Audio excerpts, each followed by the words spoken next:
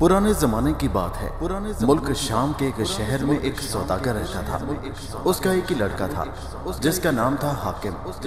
सौदागर ने दिन रात मेहनत करके पाई पाई जमा की थी और अब उसका शुमार उस शहर के अमीर तरीन लोगों में होता था। उस पर भी वो बहुत सादा जिंदगी बसर करता और हाकिम को भी हद से ज्यादा बढ़ने नहीं देता था। जब सौदागर का इंतकाल हुआ तो उसकी सारी जायदाद हाकिम को मिली। इतनी दौलत पाकर उसकी आंखें फट गई और वो बाप की खून पसीने की कमाई दोनों हाथों से लुटाने लगा। उसकी हवेली में दिन रात खुशामदीद दोस्तों का मजमा लगा रहता। रोज शहर के किसी न किसी अमीर आदमी या सरकारी अफसर की दावत होती जिस पर वो दिल खोल कर पैसा खर्च करता। आहिस्ता आहिस्ता वो सब रुपया पैसा सारा जमा जथा खत्म होने लगा और एक दिन ऐसा भी आया जब उसके पास फूटी कौड़ी रख न रही। जब उसके दरवाजे पर फाकों ने दस्तक दी तो उसने अपनी जायदाद बेचनी शुरू कर दी, लेकिन लक्षण फिर वही के वही रहे। फजूल खर्ची में कमी उसने ना की। चुनाचे वही हुआ जो होना चाहिए था। धीरे धीरे तमाम जायदाद बिक गई और वो कोड़ी कोड़ी का मोहताज हो गया। 2-3 फाके किए तो नानी याद आ गई। सोचा कि कोई काम करूं और किसी तरह अपने पेट का दोज़ख भरूं, लेकिन काम तो कोई आता नहीं था। नाचार मुंह पर कपड़ा लपेटकर मुंह छुपाए मंडी में गया कि वहां पर मजदूरी ही कर लूं, लेकिन वहां पर तो पहले ही मजदूरों की भीड़ लगी हुई थी। उसे किसी ने काम न दिया। नया जानकर सब लोग उसे आजमाने में हिचकिचाहट से काम ले रहे थे। हैरान परेशान दर बदर खाक बसर फिर रहा था कि एक बूढ़े आदमी पर नजर पड़ी जो बड़ा कीमती लिबास पहने हुए था। गौर से देखा तो शक्ल जानी पहचानी सी लगी। करीब गया तो खुशी से उछल पड़ा। ये उसका रिश्ते का चाचा शेख अब्दुल हमीद था जो तिजारत के सिलसिले में अमूमन शहर से बाहर रहता था और बरसों में एक आध बार ही उसके घर आता था। हाकिम दौड़ता हुआ शेख के पास गया और बड़े अदब से उसे सलाम किया।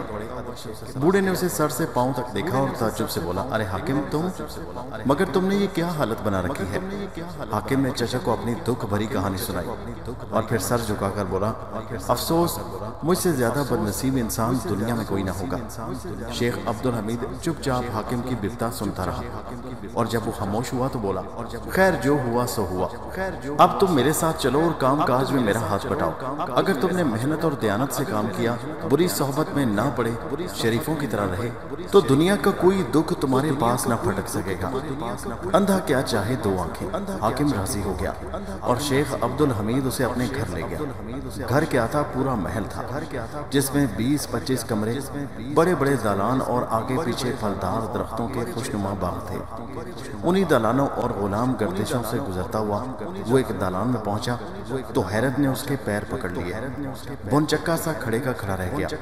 उस दालान में 4 बूढ़े एक दायरे में सर झुकाए बैठे बैन कर रहे थे। वक्फे वक्फे से सर उठाकर एक लंबी ठंडी आह भरते और फिर सर झुकाकर रोने लगते। शेख अब्दुल हमीद ने उन बूढ़ों की तरफ अफसुर्दा निगाहों से देखा और फिर खुद भी उन्हीं की तरह आह भर के हाकिम से बोला, तुम मेरी और इन बूढ़ों की देखभाल करोगे। जरूरत की हर चीज हमें वक्त पर मिलती रहे, हमें किसी किस्म की तकलीफ ना हो, लेकिन एक बात का सख्ती से ख्याल रखना, कभी भूल कर भी ये ना पूछना कि हम आहजारी क्यों कर रहे हैं। बोलो वादा करते हो? हाकिम ने वादा कर लिया। हालांकि वो ये जानने के लिए बेचैन था कि ये बूढ़े जिन्हें दुनिया की हर चीज मुयस्सर है इतने दुखी क्यों हैं। दिन गुजरते रहे, बूढ़े रोते रहे और हाकिम उनकी खिदमत करता रहा। शेख अब्दुल हमीद इससे बहुत खुश था। उसने वसीयत कर दी थी कि उसके बाद उसकी सारी जायदाद का वारिस हाकिम होगा। 2 साल इसी तरह बीत गए। बूढ़े अब बहुत कमजोर हो गए थे और उनके चल चलाव का वक्त आन पहुंचा था। एक दिन सुबह को हाकिम सोकर उठा तो मालूम हुआ कि एक बूढ़ा इस दुनिया से कूच कर गया है। एक हफ्ते बाद दूसरा बूढ़ा भी चल बसा और 10-15 दिन बाद बाकी दोनों बूढ़े भी अल्लाह को प्यारे हो गए। उस हवेली में सिर्फ हाकिम और शेख अब्दुल हमीद रह गए। कुछ दिनों बाद शेख भी बीमार हो गया और उसके बचने की कोई उम्मीद न रही। ये देखकर हाकिम ने उससे कहा, चाचा जान, मैंने अब तक आपके हुक्म की तामील की, कभी ये ना पूछा कि आप और आपके साथी इतने उदास और गमगीन क्यों रहते हैं, लेकिन अब आपका आखिरी वक्त आ गया है। खुदारा अब तो बता दीजिए कि आप लोग इतने दुखी क्यों थे। शेख अब्दुल हमीद आह भर कर बोला, बेटा تمہیں یہ بات نہیں پوچھنی چاہیے تھی، لیکن ہو سکتا ہے کہ میں تمہیں اپنی اور اپنے ساتھیوں کی اداسی کا سبب بتا دوں تو تم اس دکھ درد سے محفوظ رہو جس میں ہم ساری زندگی مبتلا رہے۔ اتنا کہہ کر شیخ ذرا سا اٹھا، گاؤ تکیے سے کمر ٹیکی اور پھر سامنے ایک بھاری بند دروازے کی طرف اشارہ کر کے بولا، یہ دروازہ کبھی مت کھولنا، اگر تم نے میری نصیحت نہ مانی تو تمہارا بھی وہی حال ہوگا جو ہمارا ہوا۔ یہ کہہ کر شیخ نے زور کی ہچکی لی اور پھر اپنی جان پیدا کرنے والے کے سپرد کر دی۔ شیخ عبدالحمید کی وفات کے بعد اس کی جائیداد کا وارث حاکم بنا اور وہ آرام و آسائش کی زندگی بسر کرنے لگا۔ وہ بہت خوش تھا کہ قسمت نے ایک بار پھر یاوری کی اور دوبارہ اسے عیش و آرام کی زندگی میسر آ گئی۔ اب کی بار اس نے اپنی پچھلی بے وقوفیوں کو نہ دہرانے کا عہد کر رکھا تھا۔ ایک دن حاکم اسی دروازے کے پاس سے گزرا جسے شیخ عبدالحمید نے کھولنے سے منع کیا تھا اور کہا تھا کہ اس دروازے کو کبھی مت کھولنا ورنہ تمہارا بھی وہی حشر ہوگا جو ہم لوگوں کا ہوا۔ اسے اپنے چچا کے وہ الفاظ یاد تھے جو اس نے مرتے وقت کہے تھے، لیکن انسان تھا، تجسس اس کے اندر بھر گیا، وہ اپنے دل پر قابو نہ رکھ سکا۔ اس نے سوچا دیکھوں تو اس دروازے کے اندر ایسی کیا چیز ہے جسے دیکھنے کے لیے اس کے چچا نے منع کیا تھا۔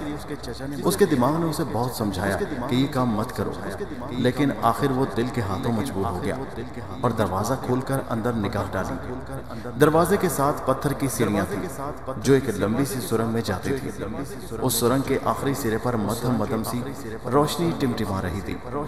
حاکم کے پاؤں بے اختیار سیڑھیاں طے کرنے لگے۔ اب وہ سرنگ کے اندر اس روشنی کی طرف بڑھ رہا تھا۔ آخر کار چلتے چلتے وہ سرنگ کے آخری سرے تک پہنچ گیا۔ یہ سرنگ ایک لمبے چوڑے میدان میں نکلتی تھی۔ وہ اس لکو دک میدان میں کھڑا ادھر ادھر دیکھ رہا تھا کہ سامنے سے اونٹوں کا ایک قافلہ آتا دکھائی دیا۔ یہ اونٹ 4 تھے، 3 اونٹوں پر 3 آدمی سوار تھے اور چوتھا خالی تھا۔ اونٹ قریب آئے تو حاکم کی آنکھیں حیرت سے پھٹی کی پھٹی رہ گئیں۔ جن سواروں کو وہ مرد سمجھ رہا تھا وہ عورتیں تھیں جو شکل و صورت سے پرستان کی پریاں یا جنت کی حوریں لگ رہی تھیں۔ ان میں سے ایک عورت نیچے اتری، اس نے خالی اونٹ پر حاکم کو بٹھایا اور پھر یہ قافلہ آگے روانہ ہو گیا۔ راستے میں اس نے عورتوں سے بہت پوچھا کہ وہ اسے کہاں لے جا رہی ہیں، لیکن وہ جواب میں مسکراتی رہی اور بولی کچھ نہیں۔ چند گھنٹوں کے سفر کے بعد یہ قافلہ ایک نہایت خوبصورت اور صاف ستھرے شہر میں جا پہنچا۔ یہاں ہر طرف چہل پہل تھی، لوگ اپنے اپنے کاموں میں مصروف تھے، ہر شخص کے چہرے پر مسکراہٹ تھی اور ہر شخص مطمئن اور خوشحال دکھائی دے رہا تھا۔ تھوڑی دیر بعد یہ قافلہ ایک عالی شان محل کے دروازے پر جا کر رک گیا۔